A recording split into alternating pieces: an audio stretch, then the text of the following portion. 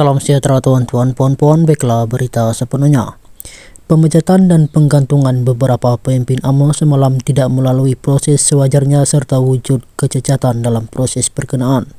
Naib Presiden UMNO Datuk Seri Ismail Sabri Yaakob menjelaskan beliau dimaklumkan bahwa Lembaga Disiplin Parti juga tidak pernah menasihatkan Presiden UMNO Datuk Seri Dr. Ahmad Zahid Hamidi untuk mengambil sebarang tindakan sedemikian.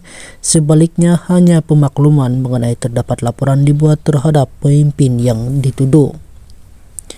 Sebagai sebuah parti bertamadun, UMNO mesti dilihat tulus dalam membuat sebarang tindakan.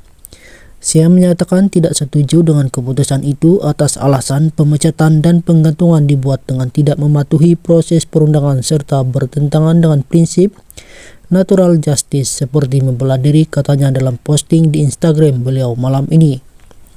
Ismail Sabri menjelaskan, di sebalik tindakan pecat dan gantung yang diumumkan malam tadi itu tiada surat tunjuk sebab bagi yang dituduh mengetahui pertuduhan terhadap mereka selain tidak diberi ruang menjawab pertuduhan melalui surat tunjuk sebab.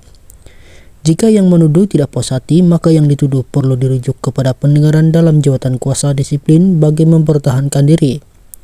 Beliau juga boleh membawa saksi, tuduhan perlu dibuktikan. Jika jawatan kuasa disiplin mendapati yang dituduh bersalah atau sebaliknya, maka jawatan kuasa disiplin perlu memberi cadangan kepada jawatan kuasa pengurusan UMNO. Jawatan kuasa pengurusan UMNO perlu berbincang dan membawa cadangan ke Majelis Kerja Tertinggi MKT untuk membuat keputusan proses ini tidak dilaksanakan, katanya. Setiausaha Agung UMNO Datuk Seri Ahmad Baslan dalam kenyataan malam tadi mengesahkan bekas Ketua Pemuda UMNO Khairi Jamaluddin dan ahli MKT UMNO Tan Sri Noh Omar dipecat daripada partinya. Ahli Parlimen Sembrong Datuk Seri Hisamuddin Husin dan Naib Ketua Pemuda UMNO Sahril Hamdan pula digantung keahlian selama 6 tahun. Ketua UMNO bahagian Tebrau Datuk Maulizan Bujang, Ketua UMNO bahagian Jempol Datuk Seri Muhammad Salim Sarif juga berdepan nasib sama digantung keahliannya, sementara ahli MKT Datuk Dr. Fatul Bari Mat Jahaya diberi surat tunjuk sebab.